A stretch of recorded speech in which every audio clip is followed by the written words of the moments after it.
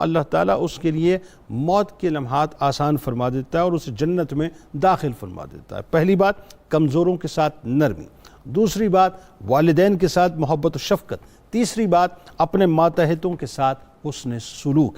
آئیے ناظرین کرام مل کر چلتے ہیں، خاص طور پہ دنیا میں جہاں جہاں میری مائیں، بہنیں، بیٹیاں مجھے اس وقت دیکھ رہی ہیں، ہمارے ساتھ رہیے گا کیونکہ آج بارگاہ بہت عظیم ہے جس میں انشاءاللہ مل کے حاضری دیں گے۔ سب مل کے چلتے ہیں ناظرین اس پاک، مطہر، منور، مقدس و مکرم بارگاہ میں جو دنیا بھر کے مومنوں کی ماؤں کی بھی مائیں ہیں، بلکہ محشر تک آنے والے ایک ایک مومن کی ماں کی بھی ماں ہیں، جن کی دعا کو اللہ تبارک و تعالیٰ نے سرور دو جہاں صلی اللہ علیہ وآلہ وسلم سے عقد کی صورت قبولیت کا اعلیٰ ترین شرف عطا کیا، جن کو یہ عظیم شرف نصیب ہوا کہ زوجیت مصطفیٰ صلی اللہ علیہ وآلہ وسلم جن کا مقدر بنی، جن کو یہ عظیم سعادت نصیب ہوئی کہ ان کا مسکن کوئی اور جگہ نہیں بلکہ حجرہ خیر الورا بنا ناظرین، جن کو یہ عظمت و بلندی نصیب ہوئی کہ کائنات کے تاجدار جن کی خدمت قدسی کرتے ہیں ناظرین اور قدسی خدمت کرنے کو ترستے ہیں، آپ سلام اللہ علیہ کو ان کی خدمت نصیب ہوئی، جن کو یہ اعزاز نصیب ہوا کہ اسلام کی راہ میں آپ سلام اللہ علیہ نے جتنی تکالیف اٹھائیں، جتنی صحبتیں برداشت کیں، اس کا ثمرہ مصطفیٰ کریم صلی اللہ علیہ وآلہ وسلم سے ملنے والے اکرام کی صورت میں آپ کو نصیب ہوا۔ ہماری ماں حضرت ام سلمہ سلام اللہ علیہ وہ پاک ہستی ہیں، وہ محترم ہستی ہیں، وہ مکرم ہستی ہیں، جن کے سر اقدس پر السابقون الاولون کا انتہائی بیش قیمت تاج بھی سجائے ناظرین۔ یہ وہ ماں ہیں جو اللہ اور اس کے رسول صلی اللہ علیہ وآلہ وسلم پر فدا ہونے کا جذبہ اپنے ایمان کی بنیاد بنائی ہوئی تھیں۔ آپ سلام اللہ علیہ انتہائی نڈر اور انتہائی بہادر خاتون تھیں، عبادت و ریاضت جن کا وصف تھا، زہد و تقوی جن کا اوڑھنا بچھونا تھا، علم حدیث و علم فقہ جن کا حوالہ تھا، وفا و قربانی جن کی فطرت سلیمہ تھی، اور فہم و فراست جن کا انتہائی مثالی تھا ناظرین، کہ بچپن سے ناز و نعمت میں پرورش پانے والی ہماری ماں، کیونکہ گھرانہ بہت سخی تھا، گھرانہ بہت فیاض تھا، بہت معزز ترین تھا ناظرین، تو انتہائی معزز و فیاض گھرانے سے آپ تعلق رکھتی تھیں، جن کی فیاضی کی مثال عرب کے اندر معاشرے میں دی جاتی تھی، مگر جب اسلام کے ابتدائی دور میں قربانیوں کی بات آئی تو انتہائی سخت ترین حالات میں اللہ اور اس کے رسول صلی اللہ علیہ وآلہ وسلم کی خوشنودی کے لیے نہ صرف حبشے کی طرف ہجرت کی، بلکہ چشم فلک نے دل ہلا دینے والے وہ مناظر بھی دیکھے کہ جب آپ سلام اللہ علیہ حرم نبوی میں داخل ہونے سے پہلے جناب ابو سلمہ رضی اللہ تعالیٰ عنہ اور اپنے جگر گوشے سے جدا ہوئیں،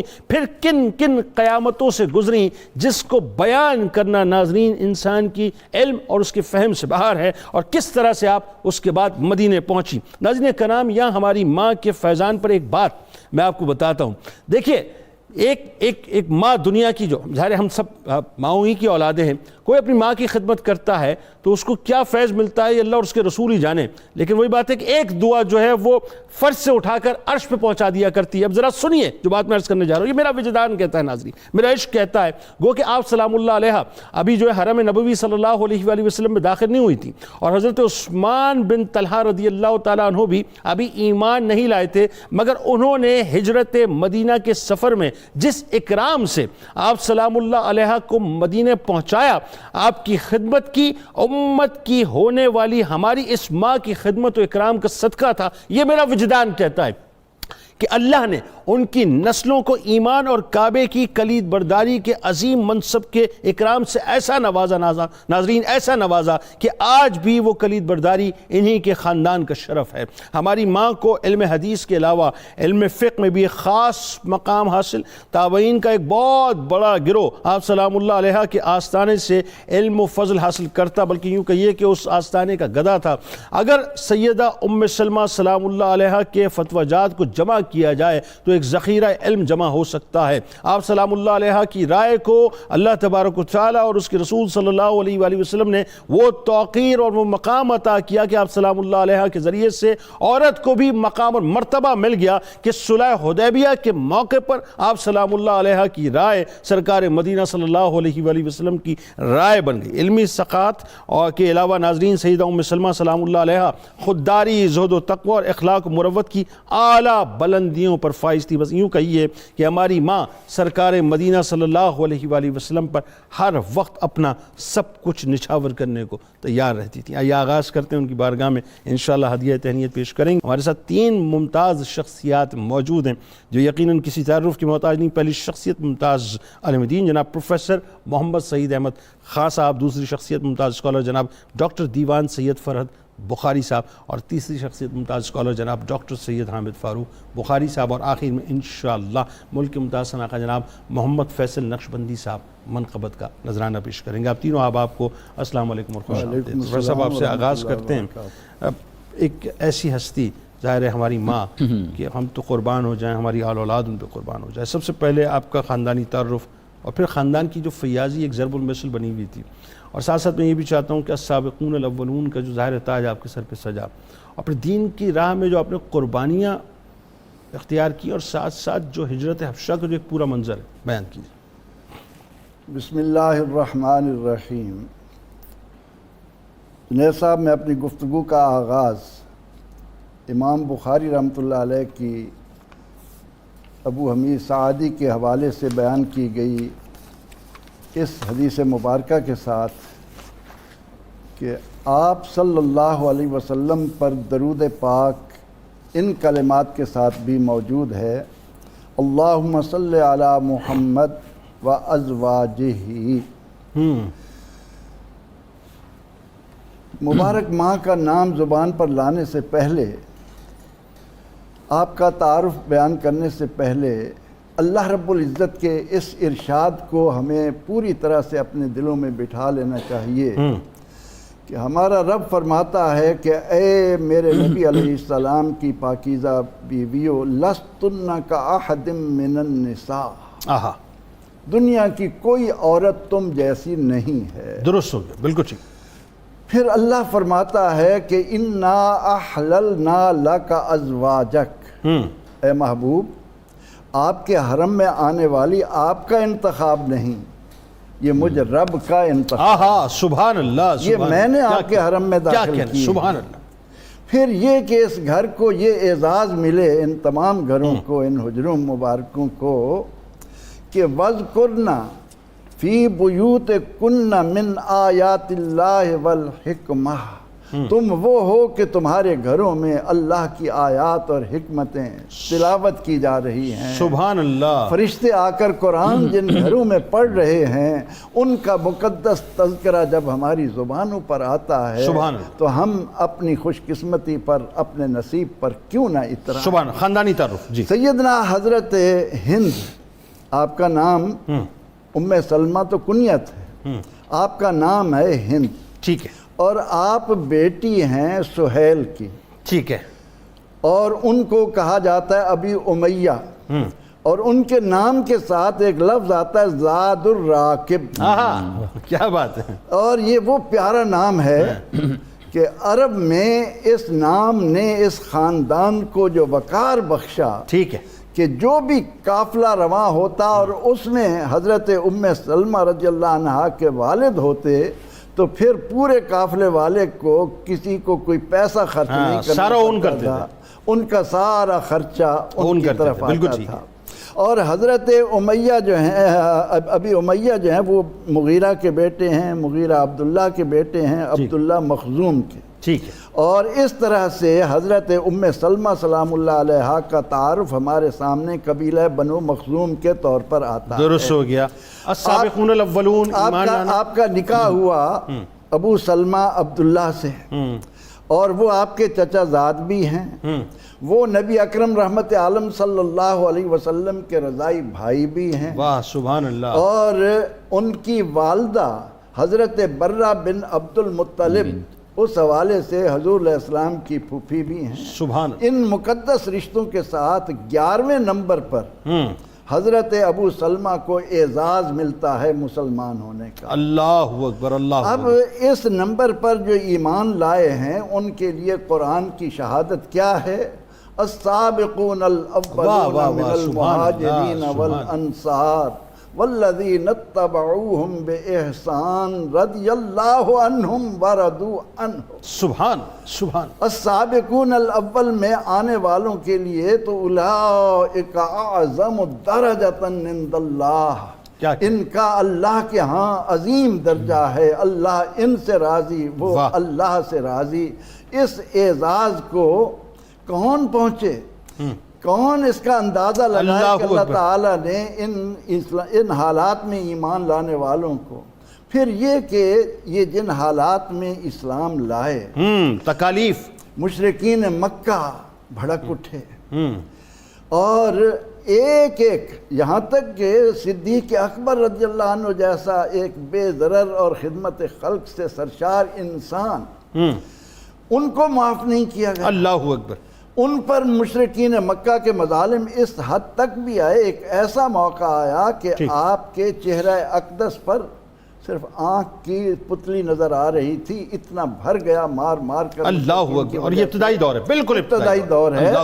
उसी दौर में तो ये ईमान ला रहे हैं जब उनके मज़ालिम की इंतहा होती है, ठीक है, हद से बढ़ते हैं, ठीक है, तो फिर अल्लाह के नबी रहमतुल लिल आलमीन सल्लल्लाहु अलैहि वसल्लम अपने ग़ुलामों को इस जुल्म से बचाने के लिए इजाज़त देते हैं कि हबशा का नजाशी बादशाह अहले ईमान के लिए मोहब्बत का दर्द रखता है, वहाँ तशरीफ़ ले जाएं। तो फिर हज़रत अबू सलमा अपनी बीवी उम्मुल मोमिनीन सैयदा हज़रत उम्मे सलमा ठीक है, बिल्कुल उस वक्त ज़ाहिर हरम में नबवी में आप तशरीफ़ नहीं लाई, बिल्कुल इस तरह से आपकी हिजरत होती। यहाँ तक तो बात समझ आ गई, बिल्कुल ठीक है।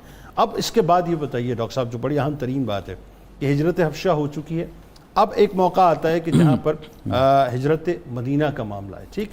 और हिजरत मदीना का जो मंज़र है, मैं जब भी तारीख़ में पढ़ता हूँ, ख़ास तौर पर ज़ाहिर हज़रत अबू सलमा रज़ियल्लाहु ताला अन्हु की जो कुर्बानियाँ, फिर उसके बाद जो हज़रत उम्मे सलमा सलामुल्लाह अलैहा, चूँकि उस वक्त तक आप हरम नबवी में तशरीफ़ नहीं लाई थी, लेकिन वो दिलसोज़ दास्तान उसी अंदाज़ से ज़रा बयान फरमाएँ कि वाक़या हुआ क्या था वो। बिस्मिल्लाहिर्रहमानिर्रहीम, अहमदुहु व उसल्ली अला रसूलिहिल करीम।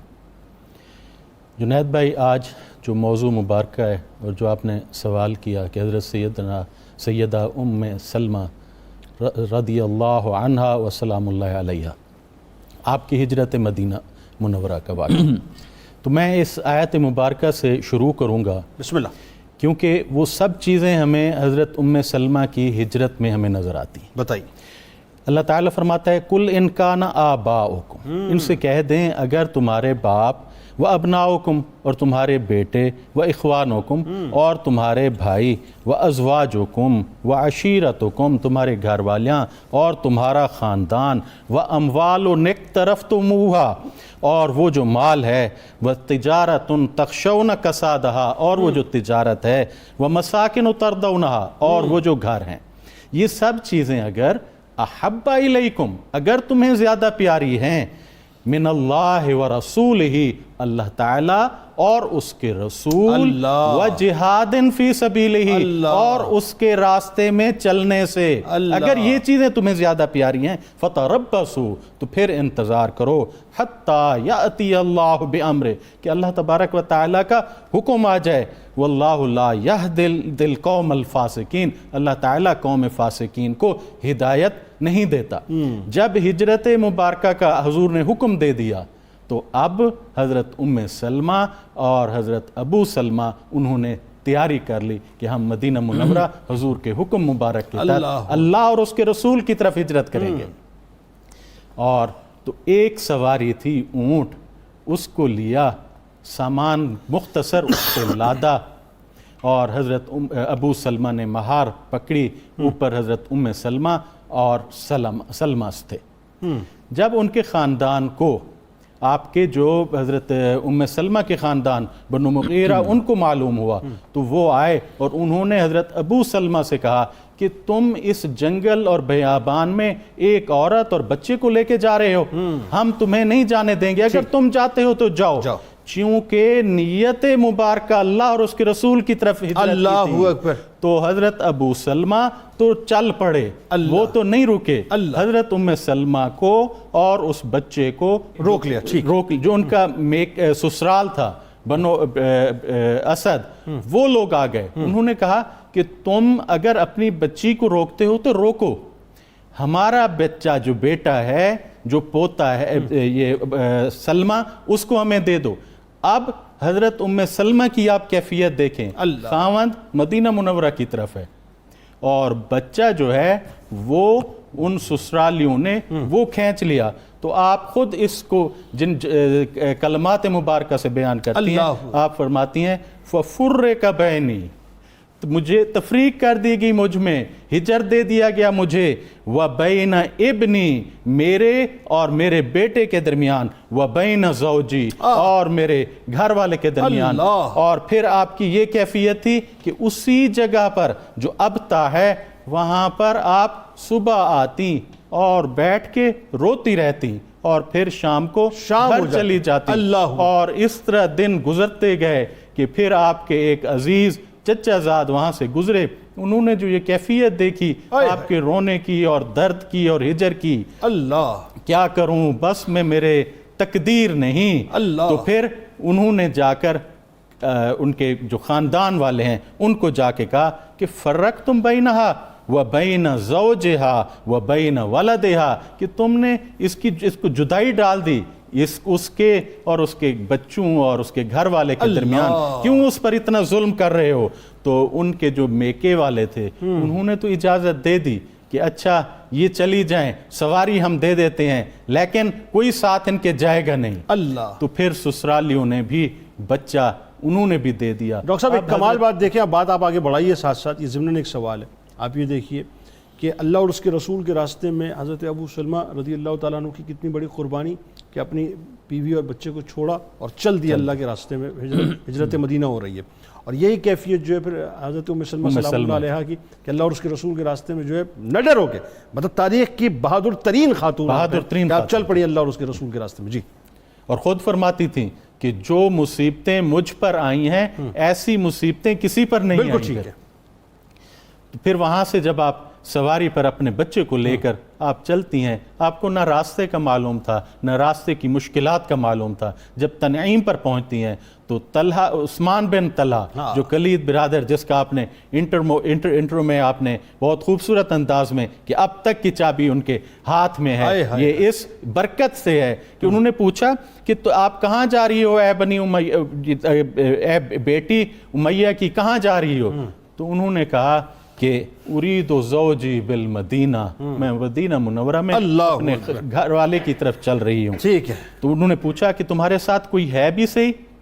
تو آپ نے فرمایا ما معی احد, میرے ساتھ کوئی نہیں ہے الا اللہ, مگر میرا اللہ میرے ساتھ ہے, اور یہ میرا بیٹا جو ہے یہ میرے ساتھ ہے. اور پھر جو راستے میں حضرت عثمان کا, اس وقت ابھی وہ مسلمان نہیں ہوئے تھے, وہ بھی نہیں ہوئے تھے, بالکل ٹھیک, ان کا جو طریقہ تھا تو وہ یہ کرتے تھے کہ جب رکنا ہوتا تھا وہ اونٹ کو بٹھاتے تھے, خود ایک درخت دور کی جا طرف کے جو آرام کھڑے ہو جاتے تھے, اونٹ میں آپ اترتی تھیں. ٹھیک ہے. اس طرح سے آپ مدینہ شریف کی جو ہے طرف چل پڑی, آپ بالکل ٹھیک پہنچ گئی. یہاں تک گفتگو ہو گئی. اب بات یہ ہے کہ آپ مدینہ شریف جب پہنچی ہیں ڈاکٹر صاحب, تو اس میں ایک بات بڑی خاص تھی کہ وہ آپ کے ظاہر بہادری اور شجاعت کی وجہ سے لوگ اس بات کو تسلیم کرنے کو بھی تیار نہیں تھے کہ آپ اتنے بڑے قبیلے سے تعلق ہے اور اس طرح سے آپ تشریف لائی ہیں. یہیں سے آپ کی شخصیت کا ایک اور پہلو نکل کے آتا ہے کہ اس کے بعد آپ کا جو علمی مقام اور مرتبہ, اور خاص طور پر جس انداز سے پھر مدینہ میں آپ نے اللہ اور اس کے رسول صلی اللہ علیہ وآلہ وسلم کی دین کی ترویج کے لیے کام شروع کیا ہے. تو ہم ذرا اس پہ جا کے آگے جا کے بات کرتے ہیں کہ جی کن کن ہستیوں نے آپ سلام اللہ علیہ سے فیض حاصل کیا, ذرا یہ بھی بتائیے ساتھ ساتھ. بسم اللہ الرحمن الرحیم. جنید بھائی, میں اسی کیفیت کے تسلسل میں یہ جملہ جو آپ نے بھی انٹرو میں کہا عرض کرنا چاہوں گا کہ حضرت عثمان بن طلحہ نے اس وقت تک کلمہ نہیں پڑھا تھا, لیکن آپ نے خدمت کی ہے زوجہ مصطفیٰ کی, تو رسول اکرم علیہ تحیۃ و ثنا نے اس خدمت کے بعد انہیں کعبے کی چابی دے دی. جس نے ایک بار زوجہ مصطفیٰ کی سواری کی لگام پکڑی ہے اسے کعبے کی چابی مل گئی.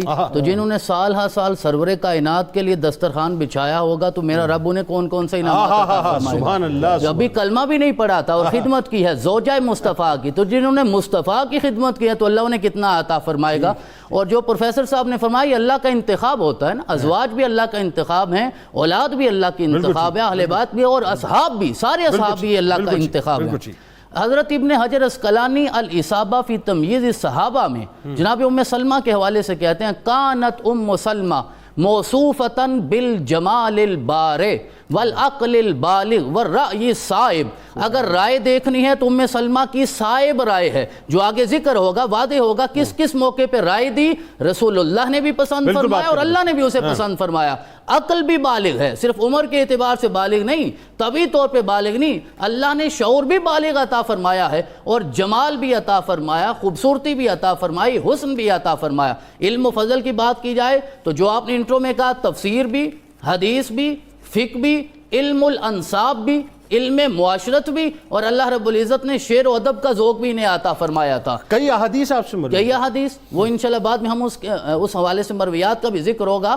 تو یہ آپ کو اللہ رب العزت نے تفسیر کا، حدیث کا، فقہ یہ کیوں عطا فرمایا؟ آپ کو رغبت بہت تھی. جنید بھائی ایک دن اپنے گھر میں بیٹھی، حجرہ بھی مسجد نبوی کے ساتھ تھا ساری ازواج کا، تو آپ نے بال گندوا رہی تھی، آپ مصروف تھی ایک کام میں، تو مسجد نبوی سے آواز آئی سرور کائنات کی ایھا الناس، تو آپ نے وہ کام چھوڑ دیا اور آپ نے کان مسجد نبوی کے ساتھ لگا لیا کہ جو بھی اللہ کے رسول کہتے تھے حضرت ام سلمہ اسے اپنے لیے محفوظ کر لیا کرتی تھی. اسی لیے تو تابعین کا پورا گروہ جو آپ نے کہا انہوں نے آپ سے سیکھا ہے. جناب سعید بن مسیب کو دیکھ لیجئے، شقیق بن سلمہ کو دیکھ لیجئے، اسود بن یزید کو دیکھ لیجئے، اب جناب مجاہد کا نام، نافع بن جبیر بن مطعم کا نام، نافع مولا عمر کا نام، جناب عطا بن ابی، یہ تفسیر کا باب نہیں مکمل ہوتا حضرت ام المومنین جناب ام سلمہ کے بغیر. آپ نے کائنات کو اور خاص طور پہ خواتین کو وہ مسائل سمجھائے ہیں جو آپ کے ازواج کے علاوہ کوئی اور سمجھا نہیں سکتا تھا. ایک دن سرور کائنات کی بارگاہ میں، یہ خواتین کے لیے بطور خاص عرض کروں گا، ایک دن سرور کائنات علیہ تحیت و ثنا کی بارگاہ میں عرض کرنے لگی، آقا یہ بتائیے جنت کی حوریں زیادہ افضل ہیں یا یہ کائنات میں جو عورتیں ہیں یہ زیادہ افضل ہیں؟ آقا نے ارشاد فرمایا عورتیں زیادہ افضل ہیں. کہنے لگی آقا وہ کس طرح؟ کہنے لگی یہ نمازیں پڑھتی ہیں، عبادات کرتی ہیں، اپنے خاوند کو خوش رکھتی ہیں، گھر کے کام کرتی ہیں، یہ جو وہ کام کر رہی ہوتی ہیں اللہ انہیں صدقے کا ثواب بھی عطا فرماتا ہے، فرائض کی ادائیگی بھی ہو جاتی ہے. اور جناب جبرائیل علیہ السلام کی زیارت کا شرف بھی انہیں حاصل ہوا ہے حضرت دہیہ کلبی کی صورت میں. جناب دہیہ کلبی، سبحان اللہ، ہاں جی، وہ دہیہ کلبی گفتگو کر رہے تھے تو حضرت ام سلمہ پاس کھڑی تھی. آگے میں عرض کروں گا کہ آقا کتنا پردے کا حکم دیتے تھے، لیکن آج ایک غیر معمولی واقعہ ہوا کہ دہیہ گفتگو کر رہے ہیں، لیکن آقا نے ام سلمہ کو یہ نہیں کہا کہ پردہ کر لو. وہ گفتگو کرتے گئے، یہ سنتے گئے. جب وہ چلے گئے تو آقا نے پوچھا تم جانتے ہو یہ کون ہے؟ کہنے لگے یہ تو دہیہ ہے. آپ نے فرمایا دہیہ نہیں، دہیہ کی صورت میں یہ جبریل امین تشریف لائے ہیں، جبریل امین آئے ہیں. اور پردے کا کتنا حکم ہے، صرف دیکھنے والے مردوں سے نہیں، نابینا مردوں سے بھی پردے کا حکم دیا گیا ہے خواتین کو کہ جناب حضرت ام المومنین جناب میمونہ اور حضرت ام سلمہ دونوں تشریف فرما تھی، اور نابینا صحابی حضرت عبداللہ بن ام مکتوم آ گئے. جب وہ آ گئے تو ان دونوں نے پردہ نہ کیا تو میرا آقا علیہ تحیت و ثنا نے ارشاد فرمایا تم کیوں نہیں پردہ کر رہی؟ کہنے لگے آقا انہیں تو نظر نہیں آتا. آپ نے فرمایا تمہیں تو نظر آتا ہے نا، تو تمہارے لیے بھی پردہ ہے. آج مردوں کو پردے کا حکم دینے والے سرور کائنات کی زوجہ کے ذریعے یہ بات یاد رکھیں، خواتین کو بھی پردے کا اتنا ہی حکم ہے جتنا مردوں کو ہے. بالکل نہیں، وہ یہ بالکل اس طرح کی بات ہے کہ اگر خواتین کو پردے کا حکم ہے تو مردوں کو یہ حکم ہے کہ اپنی نظروں کو جھکا کر رکھیں. دونوں ہی کام اپنی جگہ بالکل ٹھیک ہے. ناظرین ہمارے ساتھ رہیں. آپ سلام اللہ علیہ کی بارگاہ میں ہدیہ عقیدت پیش کر رہے ہیں تو یقیناً سرکار علیہ السلام کی بارگاہ میں درود پاک کا نذرانہ مل کے پیش کرنا چاہیے. مل کے پیش کرتے ہیں جناب، اور اس کے بعد جب لوٹیں گے اب وہ موقع آئے گا کہ جہاں آپ کو بتائیں گے انشاءاللہ کہ حرم نبوی صلی اللہ علیہ وآلہ وسلم کی زینت آپ سلام اللہ علیہ کیسے بنی. درود پاک.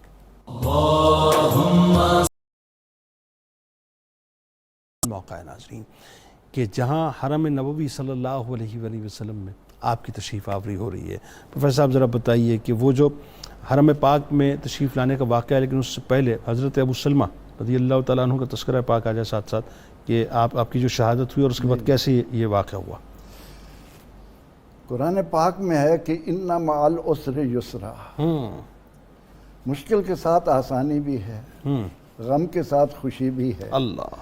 سیدہ حضرت ام سلمہ سلام اللہ علیہ نے اسلام کی عظمت کے لیے جو تکلیفیں برداشت کیں، جن کا اختصار کے ساتھ تذکرہ ہم کر چکے، اللہ تعالیٰ کی طرف سے اب انہیں اس کا اجر دنیا میں کتنا مل رہا ہے، اس نصیبے پر قربان جائیں. قربان جائیں. سیدنا حضرت ابو سلمہ رضی اللہ عنہ اسلام کے سپاہی جہاد کے لیے، اور جنگ احد میں آپ کو ایسے زخم لگے کہ جن کی وجہ سے آپ کے جسم میں ان کے اثرات رہے، اور 4 ہجری کو ایک زخم پھٹا اور اس کی وجہ سے آپ شہادت کے اعلیٰ مقام پر فائز۔ اللہ اکبر۔ حضور نبی اکرم رحمت عالم صلی اللہ تعالی علیہ وسلم جب تشریف لائے تو آپ نے دیکھا کہ ان کی جدائی کی وجہ سے ایک کیفیت ہے۔ آپ صلی اللہ علیہ وسلم نے حضرت ابو سلمہ کا جنازہ پڑھایا۔ یہ بات ہمارے ہائے ہائے۔ حاضرین سامنے ہائے ہائے۔ توجہ سے سنیں۔ ہائے ہائے، کیا عشق والی حضور بات۔ نبی اکرم رحمت عالم صلی اللہ علیہ وسلم نے آج معمول سے ہٹ کر آہا، ابو سلمہ کے جنازے میں 4 تکبیر کی بجائے 9 تکبیریں ہائے ہائے، فرمائیں۔ کیا بات ہے، کیا کہنے۔ ان 9 تکبیرات کو سن کر صحابہ رضی اللہ عنہم کو تعجب ہوا، اور آپ کی خدمت میں یہاں تک کہہ ڈالا کہ یا رسول اللہ صلی اللہ علیہ وسلم کہیں آج آپ سے کوئی صحف تو نہیں ہوا؟ وہاں کہاں صحف ہونا تھا جہاں ما ینطق عن الہوا کے تمغے ہوں۔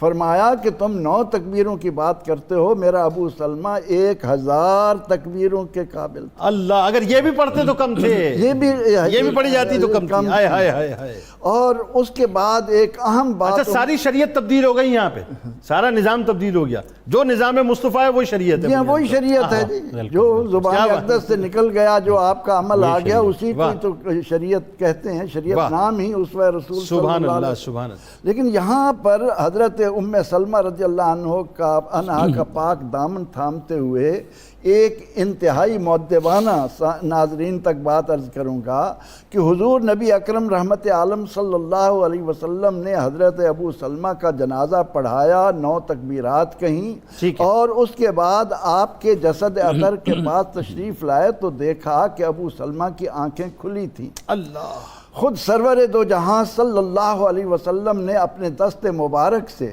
ابو سلمہ کا یہ بھی بخت دیکھیے آہا، کہ دنیا سے جاتے ہوئے بھی جن کو ہاتھ لگنے مس کرنے کو تڑپا کرتے تھے، آج اللہ کے محبوب علیہ السلام کا ہاتھ مبارک ان کی آنکھوں پر پڑا، آپ نے ان کی آنکھیں بند کی اور اس کے بعد دعائے مغفرت کی۔ آپ نے ایک جملہ بھی فرمایا جس کا کم و بیش مفہوم یہ ہے کہ جب انسان کی روح نکلتی ہے تو انسان کی کھلی آنکھوں سے جو ہے وہ دیکھ رہا ہوتا ہے کہ اس کی روح نکل کے جا رہی ہے۔ یہاں پر میں یہ عرض کر رہا ہوں کہ جنازے میں دعا ہو چکی، اس کے بعد آپ صلی اللہ علیہ وسلم نے، یہ مسند امام احمد میں ہے کہ آپ نے دعائے مغفرت فرمائی جنازے کے بعد، اللہ اکبر، اور اس کے بعد آپ نے ام سلمہ کی طرف اشارہ کر کے فرمایا کہ تم گھبراؤ نہیں، بلکہ اللہ تعالیٰ کے حضور ان کلمات کے ساتھ دعا کرتے رہنا کہ اللہ مجھے ان کا نعم البدل عطا کر، بہتر نعم البدل عطا کر، نعم البدل، اس کا بہتر بدلہ عطا فرما۔ اور یہاں پر اسلام کا دنیائے انسانیت پر ایک عظیم احسان ہے کہ معاشرے کے اندر بیوہ ہونے والی عورتوں کو تنہا مت چھوڑو۔ آج جہاں شریعت اجازت دیتی ہے وہاں پر معاشرے کو مقدس اور مطہر رکھنے کے لیے ان باتوں کی طرف آنا چاہیے۔ اچھا، دعا کی قبولیت، بہتر نعم البدل۔ جی، تو پھر جب آپ وضع حمل کے بعد جب عدت پوری ہو گئی تو سیدنا صدیق اکبر رضی اللہ عنہ کی طرف سے بھی پیغام گیا، لیکن آپ نے انکار کر دیا، اور اس کے بعد حضور سید عالم صلی اللہ علیہ وسلم کی طرف سے جب پیغام آیا، اس موقع پر ان کے اندر جو ایک وہ رسول اللہ صلی اللہ علیہ وسلم کی عظمت کا پہلو تھا، عرض کرنے لگی میں کوئی شرمیلی حد سے زیادہ ہوں، اللہ اللہ اللہ، صاحب اولاد ہوں، 2 بیٹے ہیں 2 بیٹیاں ہیں، سلمہ ہے، عمر ہے، زینب ہے، درہ ہے، اور پھر یہ کہ میری عمر زیادہ ہے۔ لیکن حضور نبی اکرم رحمت عالم صلی اللہ علیہ وسلم نے انہیں تسلی کا پیغام دیا، اور اس کے بعد ان کا نصیبہ جاگا کہ اس کا کیا بدل ملا، کہاں اس غم کو اللہ تعالیٰ نے دائمی مسرتوں میں بدل کے رکھا۔ کمال یہ ہے کہ آپ خود فرماتی ہیں، جو میں پڑھ رہا تھا، اور کیا کمال بات ہے کہ فرماتی جب یہ دعا مجھے سکھائی گئی تو میں سوچتی تھی کہ ابو سلمہ رضی اللہ تعالیٰ عنہ سے بہتر کیا نعم البدل ہوگا، لیکن مجھے نہیں پتا تھا کہ اللہ تعالیٰ مجھے سرکار علیہ السلام عطا فرمائیں گے۔ اچھا، یہاں ایک اور بات جو ڈاکٹر صاحب بڑی خاص ہے، اور میں چاہتا ہوں اس موقع پہ، چونکہ خواتین کو جو مقام اور مرتبہ، دیکھیں ایک اوپینین، لیکن وہ صدیوں بلکہ رہتی دنیا تک محیط ہو گیا، وہ ایک اوپینین تھا، وہ صلح حدیبیہ کا موقع تھا، اللہ اور اس کے رسول صلی اللہ علیہ وسلم کی بارگاہ میں آپ کی رائے اتنی مقبول ہو گئی یعنی اصابت رائے کے حوالے سے آپ ایک عظیم الشان مثال جو ہے وہ بن کے سامنے آ گئی. ذرا وہ بتائیے وہ واقعہ کیا ہوا. دونوں باتیں, یہاں پہ آپ کا مقام اور مرتبہ اور یہاں عورتوں کا مقام اور مرتبہ, دونوں جو ہے ایک ساتھ انہینس ہوا ہے. جی بسم اللہ الرحمن الرحیم. جنید بھائی, صلح حدیبیہ میں اس واقعے کے جو حضرت ام سلمہ نے جو رائے دی تھی, اس سے پہلے اس واقعے کے صرف چند نکات کو سمجھنا ضرور ہے. پلیز. کہ جب صلح ہو رہی تھی تو لکھا گیا بسم اللہ الرحمن الرحیم. تو کفار نے کہا جب ہم رحمان اور رحیم ہی نہیں مانتے تو پھر آپ یہ کیوں لکھ رہے ہیں؟ بالکل ٹھیک ہے. تو پھر حضور نے فرمایا اے علی یوں لکھو بسمک اللہم, جس طرح کے کفار کہتے تھے. ٹھیک ہے. حضرت علی نے لکھ دیا. بالکل ٹھیک ہے. پھر جب لکھنے لگے ھذا ما اصطلح علیہ محمد الرسول اللہ صلی اللہ علیہ وسلم, کہ جو یہ صلح حضور انور صلی اللہ علیہ وسلم کر رہے ہیں جس بات پہ, تو انہوں نے کہا جب ہم رسول ہی نہیں مانتے. تو حضور نے فرمایا کہ اے علی امحو, اس کو مٹا دو. تو حضرت علی نے عرض کی یا رسول اللہ صلی اللہ علیہ وسلم میں کس طرح مٹاؤں, میں تو نہیں مٹا سکتا. تو حضور نے فرمایا یہ کاغذ مجھے دو. تو حضور نے اس کو مٹایا اور فرمایا انا محمد ابن عبداللہ, میں محمد ابن عبداللہ ہوں, تو یہی لکھ دو. اللہ. پھر جب وہ لکھا گیا, دو یہ باتیں صحابہ کو بہت مشکل ان کو ہو رہی تھی. مطلب صحابہ کی کیفیت تھی کہ ہم ان کی ساری ٹرمز اینڈ کنڈیشنز کو مان رہے ہیں. تیسری بات جو حضور نے فرمائی, جو انہوں نے کہا کہ اگر کوئی مسلمان کافروں کے ہاں چلا جائے گا قریش میں تو اس کو واپس نہیں کیا جائے گا, لیکن اگر کوئی قریش ادھر آ جائے گا تو اس کو واپس کرنا ہوگا.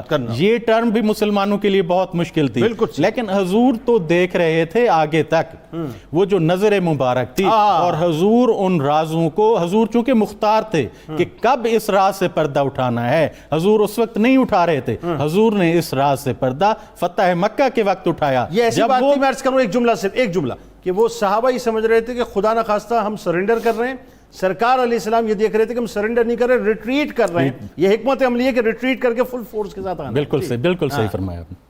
تو جب یہ صلح لکھی گئی اور اس پہ دستخط بھی ہو گئے, تو حضور نے فرمایا صلی اللہ علیہ وسلم, کیونکہ صحابہ تو عمرے کے لیے احرام باندھ کے آئے تھے, تو حضور نے فرمایا کہ قربانی کا حضور نے حکم دیا, حلق کا حکم دیا اور احرام کھولنے کا حکم دیا. حضور نے 3 دفعہ فرمایا. صحابہ خاموش عرض کر رہے تھے اور اس عرض پہ وہ بیٹھے رہے کہ یا رسول اللہ صلی اللہ علیہ وسلم ہمیں سمجھ نہیں آ رہی. تو حضور سخت, وہ بھی غم مصطفیٰ تھا, یوں کہیے غم مصطفیٰ تھا. تو حضور تو غضب کی حالت میں خیمے میں, حضرت ام سلمہ کے خیمے میں آئے, اور وہ لکھا ہے کہ فجتجع, حضور لیٹ گئے. تو حضرت ام سلمہ نے عرض کی, حضور کی تکلیف دیکھ کے, حضور کو اداس دیکھ کے عرض کی یا رسول اللہ صلی اللہ علیہ وسلم ما شأنو کا, کیا ہوا آپ کے ساتھ؟ تو حضور نے فرمایا کہ یا عجباً یا ام سلمہ, عجیب بات ہے ام سلمہ, اللہ ترینا, کیا تو نہیں دیکھتی کہ الی الناس, ان لوگوں کی طرف, کہ امرہم, میں ان کو حکم کرتا ہوں اور یہ اس حکم کو قبول نہیں کر رہے. پھر آپ نے فرمایا کہ ہم یسمعون کلامی, یہ میری بات کو سن رہے ہیں, وینظرون وجہی, اور میرے چہرے کو دیکھ رہے ہیں, لیکن میری بات پہ عمل نہیں کر رہے, خاموش بیٹھے ہیں.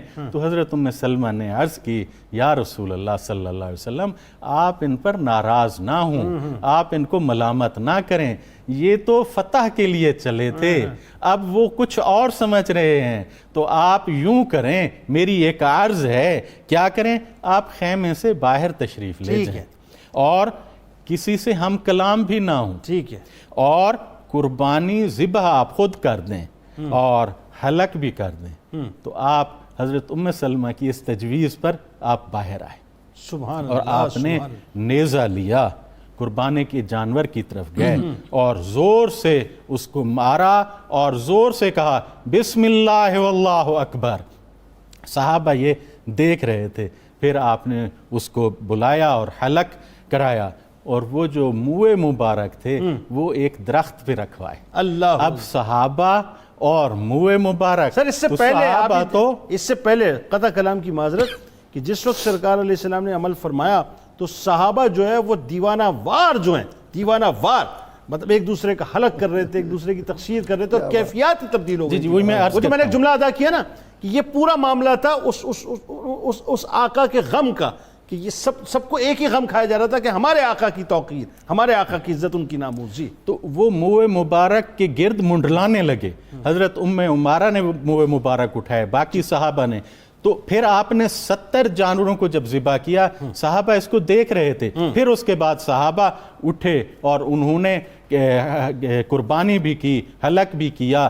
تو میں یہاں پہ یہ عرض کرنا چاہوں گا کہ حضرت ام سلمہ دیکھ رہی تھیں ایک بات کو کہ اللہ تبارک و تعالیٰ فرما رہا ہے کہ یا ایھا الذین آمنو، اے ایمان والو، اطیعوا اللہ و اطیعوا الرسول. یہاں پر ایمان والوں کو مخاطب کیا گیا ہے، اور ان ایمان والوں کو وہ جو ضروری محبت ہے کہ لا یؤمن احدکم، بالکل وہ تو تھی. اب اللہ تعالیٰ جو یہ فرما رہا ہے قل ان کنتم تحبون اللہ، اگر تم محبت کرتے ہو پھر کیا کرو، فاتبعونی. تو حضرت ام سلمہ یہ دیکھ رہی تھی کہ جب حضور خود کریں گے تو یہ صحابہ شمع رسالت کے پروانے جو ہے وہی کام پروانے اتباع شروع. بالکل ٹھیک ہے. یہ جو رائے ظاہر ہے حضرت ام سلمہ سلام اللہ علیہ کی یہ رہتی دنیا تک ایک ضرب المثل ہے. آخر میں جو مرویات ہیں آپ نے جو روایتیں کی ہیں وہ بڑی اہم ہیں، اور ظاہر ہے آپ اگر احادیث کی روایتوں کے باب سے آپ کو نکالا جائے تو وہ باب مکمل ہی نہیں ہوتا. فرمائیے. جنید بھائی، حضرت ام المومنین کی 378 مرویات ہیں، جن میں 13 روایات جو ہے نا متفق علیہ ہیں، ٹھیک ہے، یعنی جن کو امام بخاری نے بھی ذکر کیا اور امام مسلم نے بھی کیا. ٹھیک ہے. اور 3 روایات وہ ہیں جن میں امام بخاری جو ہے نا منفرد ہیں، یعنی جن کو صرف امام بخاری نے ذکر فرمایا. درست. فقہی اعتبار سے اگر ہم دیکھیں تو ایک روایت ہمیں ملتی ہے کہ حضرت ابن عباس اور ایک اور صحابی تھے جن کا نام ہے ابو سلمہ بن عبد الرحمن، ان کے درمیان ایک فقہی اختلاف ہو گیا، اور اختلاف یہ ہوا کہ ایک عورت کو طلاق بھی ہوئی تھی اور اس نے بچے کو بھی جنم دیا. سوال یہ پیدا ہو کہ اب عدت کیا ہوگی، کیا طلاق کی عدت گزارنی ہے یا وضع حمل ہے، کیونکہ وہ فوراً ہی وضع حمل ہو گیا تھا.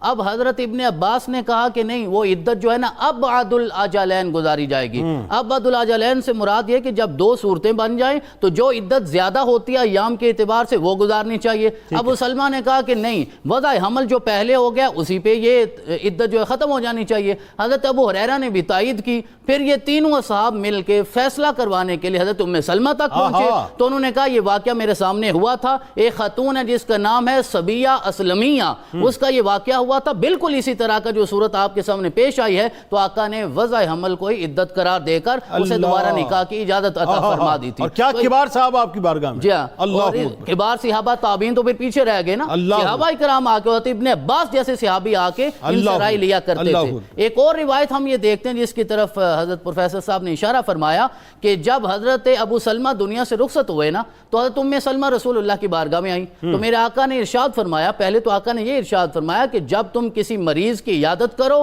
یا کسی میت کے پاس چلے جاؤ تو وہاں کھڑے ہو کے خیر کا جملہ بولا کرو. مریض کی عیادت کرنے جاؤ تو اسے کوئی ایسا آئینہ نہ دکھایا کرو کہ وہ ویسے ہی ختم ہو جائے، بلکہ خیر بولا کرو. کیوں؟ جو تم بولو گے ملائکہ اس پر ہی آمین کہتے ہیں. تو آقا بتایا کہ ابو سلمہ تو رخصت ہو گئے. میرے آقا نے ارشاد فرمایا یوں کہو اللہم اغفر لی والا ہو، کہ اللہ مجھے بھی معاف فرمائے اور انہیں بھی معاف فرمائے. اللہم عاقبنی منہ عقبہ حسنتاً، اور اللہ تعالیٰ مجھے ان کا نعم البدل عطا فرمائے، ان سے بہتر بدل عطا فرمائے. جنید بھائی یہ مسئلہ بھی ہمیں سمجھنا ہے، حضرت ام سلمہ کے ذریعے سمجھنا ہے. اگر انسان کو بحیثیت مسلمان، کیونکہ تعدد ازدواج کی اجازت ہے شریعت میں، اگر ایسی کوئی صورت بن جائے، ازدواج کثرت سے ہو جائیں، تعدد ہو جائے، تو اس صورت میں ہمیں کیا کرنا ہے؟ تقسیم کو برابر رکھنا ہے. آقا نے حضرت ام سلمہ سے جب نکاح کیا 3 راتیں وہاں گزاری. آقا نے ارشاد فرمایا اگر تم چاہو تو میں 7 راتیں گزار لوں. تو وہ بولنے لگی تو آقا نے فرمایا یہ یاد رکھنا اگر 7 یہاں گزاروں گا تو پھر سب کے پاس میں نے 7 گزارنی ہے. تو یہ 7 راتوں کی جو تقسیم ہے وہ 1 رات ہو، 2 ہوں، 3 ہوں، جب تک یہ عدل نہ ہو سکے تو شریعت نے شرائط کے ساتھ تعدد کی اجازت دی ہے. ہمیں اسے لازم نہیں سمجھ لینا چاہیے کہ سنت پہ ضرور عمل کرنا ہے. اور یہ روایتیں مبارکہ بہت اہم ہے سمجھنے کے لیے کہ حضرت ام المومنین ام سلمہ کے جہاں اتنے فضائل ہیں، کمالات ہیں، اوصاف ہیں، علم کے اعتبار سے اور اصابت رائے کے اعتبار سے، آپ کے اندر جو حب اہل بیت کا جذبہ تھا وہ بھی بڑا نمایاں تھا، وہ بڑا نمایاں جذبہ تھا۔ حضرت عبداللہ بن عبد الرحمن یہ روایت کرتے ہیں، وہ روایت کس سے کرتے ہیں؟ وہ حضرت مصاور حمیری سے روایت کرتے ہیں، وہ اپنی ماں سے روایت کرتے ہیں۔ انہوں نے حضرت ام سلمہ کو یہ کہتے ہوئے سنا، کہتے ہیں قالت سمیتو ام سلمہ تقول، ام سلمہ یہ کہہ رہی تھی کہ ام سلمہ نے رسول اللہ کو علی کو یہ کہتے ہوئے سنا ہے کہ علی تیرے ساتھ محبت مومن کرتا ہے اور جو تیرے ساتھ محبت نہیں کرتا وہ منافق ہوتا ہے۔ تو یہ روایت ام المومنین کے ذریعے ہم تک پہنچی۔ اور بالکل آخری بات یہ ہے کہ ام المومنین خود ارشاد فرماتی ہیں کہ یہ بھی میرا اعزاز ہے کہ آقا میرے گھر میں تھے تو یہ آیات نازل ہوئیں، وَقَرْنَ فِي بُيُوتِكُنَّ وَلَا تَبَرَّجْنَ تَبَرُّجَ الْجَاهِلِيَّةِ وَأَقِمْنَ الصَّلَاةَ وَآتِينَ الزَّكَاةَ وَأَطِيعْنَ اللَّهَ وَرَسُولَهُ إِنَّمَا يُرِيدُ اللَّهُ لِيُذْهِبَ عَنكُمُ الرِّجْسَ أَهْلَ الْبَيْتِ وَيُطَهِّرَكُمْ تَطْهِيرًا۔ کہتے ہیں یہ آیت نازل ہوئی، آیت نازل ہونے کے بعد آقا نے کہا حسن کو بلاؤ، حسین کو بلاؤ، علی کو بلاؤ، فاطمہ کو بلاؤ، اور پھر اپنی چادر میں داخل کر لیا۔ تو میں نے کہا آقا میں اہل بیت میں سے نہیں ہوں۔ آقا نے فرمایا تم بھی تو اہل بیت میں سے ہو۔ آقا نے یہ اعزاز عطا فرمایا۔ آخری وجدان کا ایک جملہ، جس طرح آپ نے وجدان سے آغاز کیا تھا، میرا دل یہ کہتا ہے جس گھر میں یہ آیت نازل ہوئی ہے جو اہل بیت کی تطہیر کی آیت ہے، وہی ہستی اس لائق تھی کہ اسے خاک کربلا بھی عطا کی جائے۔ اللہ کیا اچھی بات ہے، بہت شکریہ آپ تینوں آباد